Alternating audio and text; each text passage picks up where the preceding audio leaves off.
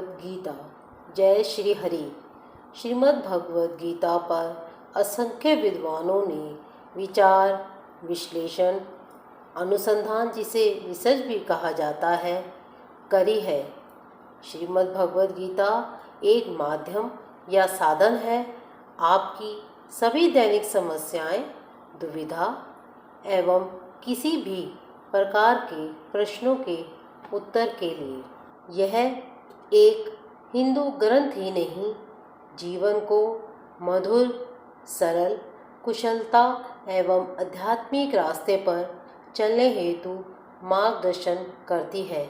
आइए हम भी श्रीमद् भगवद गीता के इन अनमोल अध्यायों का विस्तारित वर्णन सुन अपने हर दिन की शुरुआत करें। शांताकारं भुजगशयनं पद्मनाभं सुरेशं विश्वधारं गगनसदृशं मेघवर्णं शुभांगं लक्ष्मीकान्तं कमलनयनं योगिभिर्ध्यान गम्यं वंदे विष्णु भवभयहरं सर्वलोकैकनाथम्।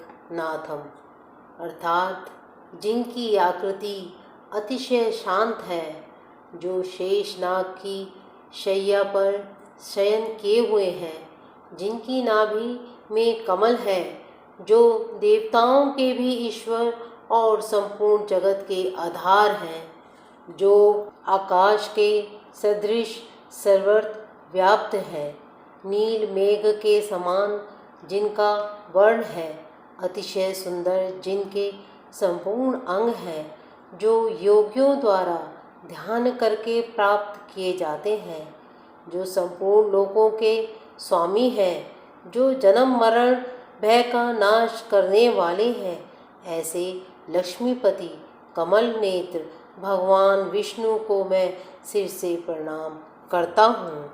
श्री परमात्मने नमः। प्रथम अध्याय। धृतराष्ट्र उवाच।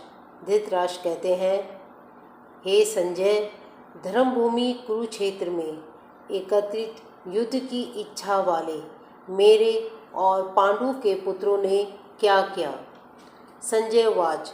संजय बोले, उस समय राजा दुर्योधन ने व्यूह रचना युक्त पांडवों की सेना को देखकर और द्रोणाचार्य के पास जाकर यह वचन कहा, हे आचार्य, आपके बुद्धिमान शिष्य द्रुपद पुत्र धृष्टद्युम्न द्वारा व्यूहकार खड़ी की हुई पांडु पुत्रों की इस बड़ी भारी सेना को देखिए। इस सेना में बड़े बड़े धनुषों वाले तथा युद्ध में भीम और अर्जुन के समान शूरवीर, सात्यकी और विराट तथा महारथी राजा द्रुपद, दृष्टकेतु और चेकितान तथा बलवान काशीराज, पुरजित, कुंती भोज और मनुष्यों में श्रेष्ठ शैब्य, पराक्रमी युधामन्यु तथा बलवान उत्मौजा, सुभद्रा पुत्र अभिमन्यु एवं द्रौपदी के पांचों पुत्रों, ये सभी महारथी हैं।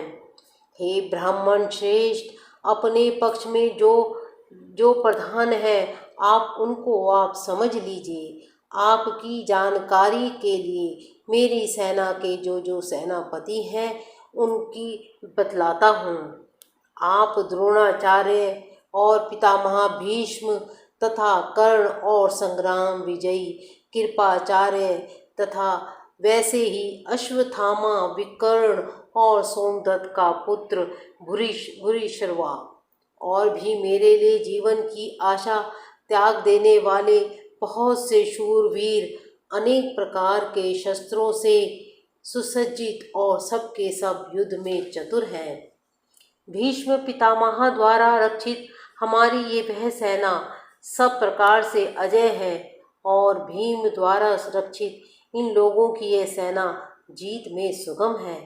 इसलिए सब मोर्चों पर अपनी अपनी जगह स्थित रहते हुए आप लोग सभी निसंदेह भीष्म पितामह की ही सब ओर से रक्षा करें।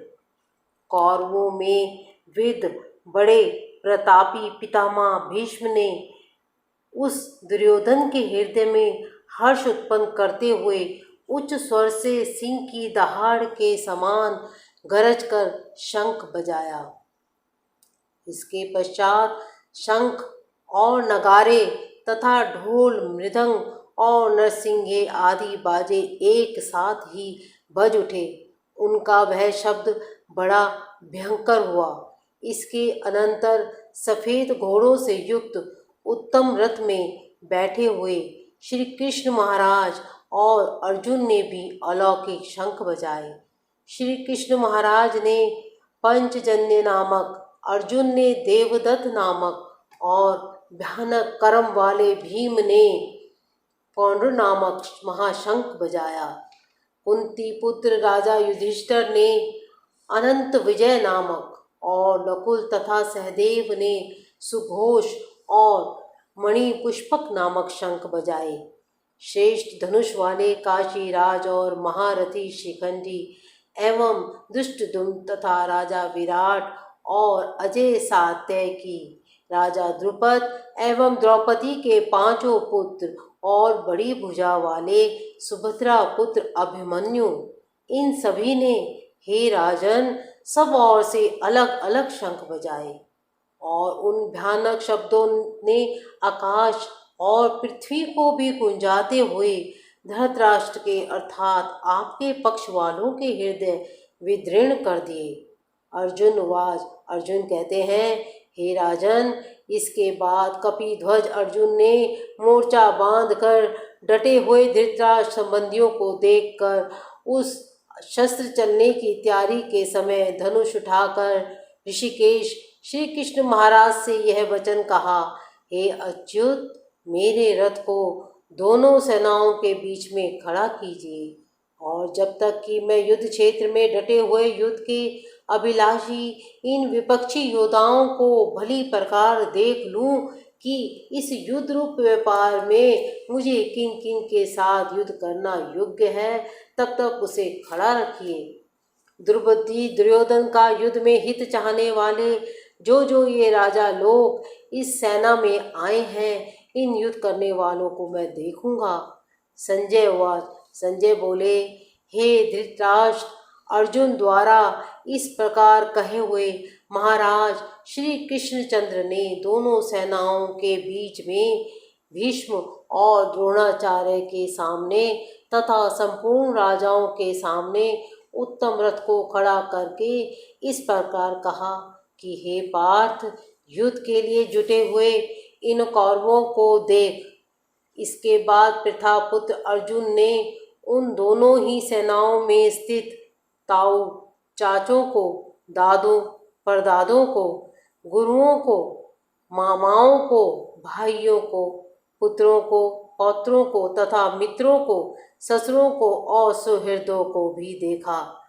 उन उपस्थित संपूर्ण बंधुओं को देखकर वह कुंती पुत्र अर्जुन अत्यंत करुणा से युक्त होकर शोक करते हुए यह वचन बोले। अर्जुन कहते हैं, हे कृष्ण, युद्ध क्षेत्र में डटे हुए युद्ध के अभिलाषी इस स्वजन समुदाय को देखकर मेरे अंग शिथिल हुए जा रहे हैं और मुख सूखा जा रहा है तथा मेरे शरीर में कंप एवं रोमांचक हो रहा है। हाथ से गांडीव धनुष गिर रहा है और त्वचा भी बहुत जल रही है तथा मेरा मन भ्रमित सा हो रहा है, इसलिए मैं खड़ा रहने को भी समर्थ नहीं हूँ। हे केशव, मैं लक्षणों को भी विपरीत ही देख रहा हूँ तथा युद्ध में स्वजन समुदाय को मारकर कल्याण भी नहीं देखता। हे कृष्ण, मैं ना तो विजय चाहता हूँ और ना राज्य तथा सुखों को ही। हे गोविंद, हमें ऐसे राज्य से क्या प्रयोजन अथवा ऐसे भोगों से और जीवन से भी क्या लाभ।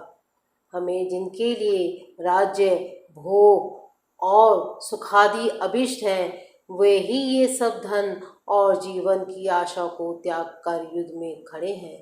गुरुजन, ताऊ, चाचे, लड़के और उसी प्रकार दादे, मामे, ससुर, पौत, साले तथा और भी संबंधी लोग हैं। हे मधुसूदन, मुझे मारने पर भी अथवा तीनों लोकों के राज्य के लिए भी मैं इस सबको मारना नहीं चाहता। फिर पृथ्वी के लिए तो कहना ही क्या। हे जनार्दन, धृतराष्ट्र के पुत्रों को मारकर हमें क्या प्रसन्नता होगी। इन आताताइयों को मारकर तो हमें पाप ही लगेगा। अतएव हे माधव, अपने ही बांधु धृतराष्ट्र के पुत्रों को मारने के लिए हम योग्य नहीं हैं, क्योंकि अपने ही कुटुंब को मार हमें कैसे सुखी होंगे। यद्यपि लोभ से भ्रष्टचित हुए ये लोग कुल के नाश से उत्पन्न दोष को और मित्रों से विरोध करने में पाप को नहीं देखते, तो भी हे जनार्दन, कुल के नाश से उत्पन्न दोषों को जानने वाले हम लोगों के इस पाप से हटने के लिए क्यों नहीं विचार करना चाहिए। कुल के नाश से सनातन कुल धर्म नष्ट हो जाते हैं। धर्म नाश हो जाने पर संपूर्ण कुल में पाप भी बहुत फैल जाता है। हे कृष्ण, पाप के अधिक बढ़ जाने से कुल की स्त्रियां अत्यंत दूषित हो जाती हैं, और हे वार्ष्णेय, स्त्रियों के दूषित हो जाने पर वर्ण संकर उत्पन्न होता है।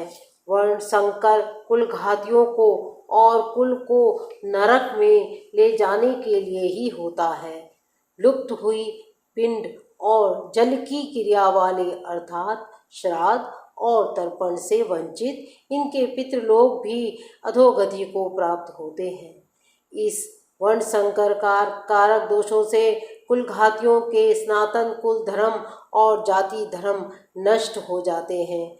हे जनार्दन, जिनका कुल धर्म नष्ट हो गया है, ऐसे मनुष्य का अनिश्चित काल तक नरक में वास होता है, ऐसा हम सुनते आए हैं। हाँ, शोक, हम लोग बुद्धिमान होकर भी महान पाप करने को तैयार हो गए हैं, जो राज्य और सुख के लोभ से स्वजनों को मारने के लिए उद्यत हो गए हैं। यदि मुझ शस्त्र रहित एवं सामना न करने वाले को शस्त्र हाथ में लिए हुए धृतराष्ट्र के पुत्र रण में मार डालें, तो वह मारना भी मेरे लिए अधिक कल्याणकारक होगा। संजय उवाच। संजय बोले, रणभूमि में शोक से उद्विग्न मन वाले अर्जुन इस प्रकार कहकर बाण सहित धनुष को त्याग कर रथ के पिछले भाग में बैठ गए। जय श्री हरि। अगली वीडियो में सुनिए हमारा दूसरा अध्याय। धन्यवाद।